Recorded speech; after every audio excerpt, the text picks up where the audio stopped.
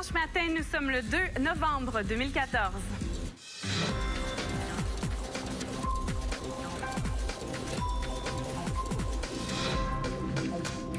Aujourd'hui, à l'émission, on vous parle des effets du changement d'heure. Le psychologue Rémi Côté nous parle des impacts qui sont liés au retour à l'heure normale.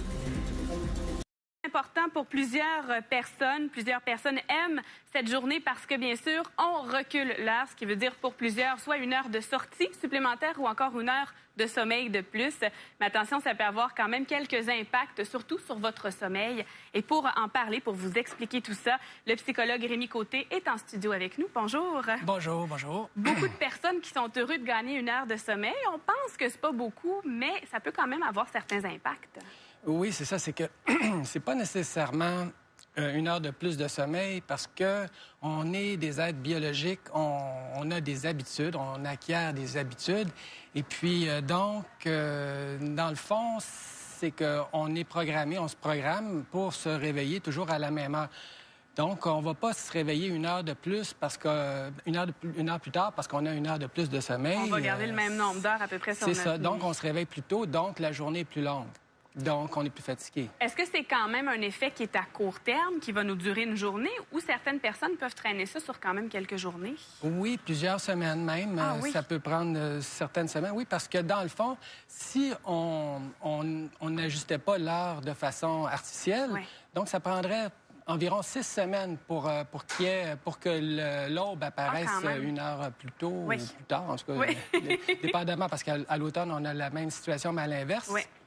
Et au printemps, je veux dire. Oui. Et c'est vraiment cet aspect-là aussi qui va jouer sur les gens, c'est la luminosité, finalement, parce que là, on recule l'heure, c'est bien beau tout ça, mais éventuellement, le soleil se couche aussi plus tôt, donc on a un peu moins de soleil dans notre journée. Exactement, c'est ça, c'est que du jour au lendemain, on a une heure de moins de luminosité, puis ça affecte le soir, les gens qui ont l'habitude de faire des activités le soir, mais directement, il y a des gens qui vont sortir du travail, il va faire noir. Donc, c'est sûr que ça a un impact parce qu'on a un rythme biologique circadien, oui. qu'on appelle, donc où on s'est habitué à un certain rythme de luminosité. Donc, entre autres pour les enfants qui sont habitués de jouer à l'extérieur oui. Le soir, donc ils peuvent plus jouer parce qu'il fait noir. Donc, les parents vont peut-être être plus prudents, les rentrer plus tôt. Donc, tout de suite, ils viennent perdre une heure d'ensoleillement, donc moins de vitamine D.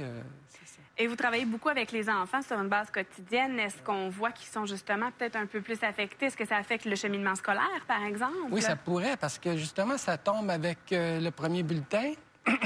Donc, c'est ça. Puis en plus, on a eu l'Halloween, donc plus de bonbons, ça n'aide pas non plus. Il y a plein de choses. À l'automne, c'est toujours la même chose, c'est qu'il y a beaucoup d'adaptations à faire.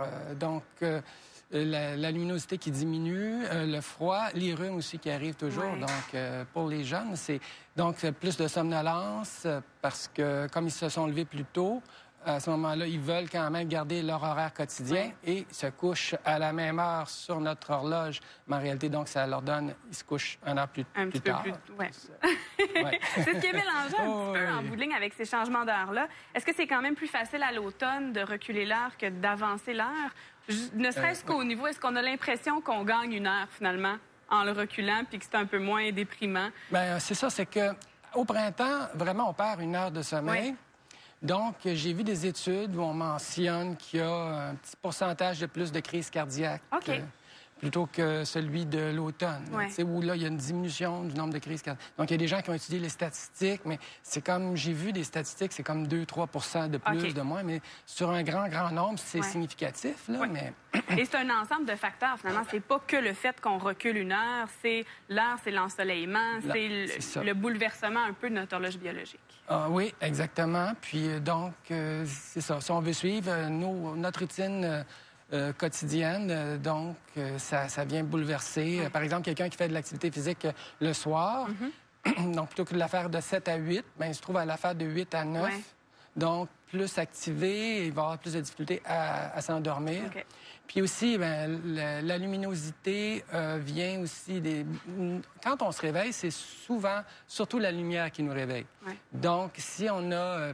Si on a de la lumière plus tôt, si l'heure de la lumière change... On va se réveiller un peu. Pourquoi il existe, entre autres, des générateurs d'aubes artificielles. Luminothérapie. Oui, luminothérapie, mais également aussi des réveils matins qui fonctionnent avec une petite lumière qui va... Est-ce que ça fonctionne vraiment? Oui, c'est mieux parce que, disons qu'un son, réveil matin radio, par exemple, là, c'est comme le son tout de suite, dépendamment si on tombe sur un jingle.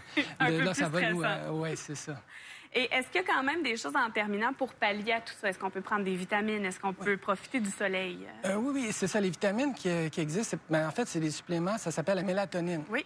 Ça, c'est prescrit par les médecins, mais on peut l'avoir en vente libre. Disons, souvent, c'est le pharmacien qui va nous conseiller de la prendre, mais c'est quelque chose d'assez sérieux. La mélatonine, c'est une hormone qui est produite naturellement par le corps. Et ces produits, ça se déclenche aussi vers la fin de la journée, quand justement le soleil ou la luminosité baisse. On sécrète naturellement la mélatonine. 2-3 heures après la sécrétion, on a l'endormissement.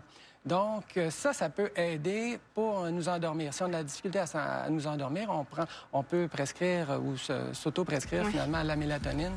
Merci beaucoup, Rémi Côté, de nous avoir expliqué tout ça, en espérant que ce soit un peu plus clair, je le pense, bien sûr, pour vous à la maison.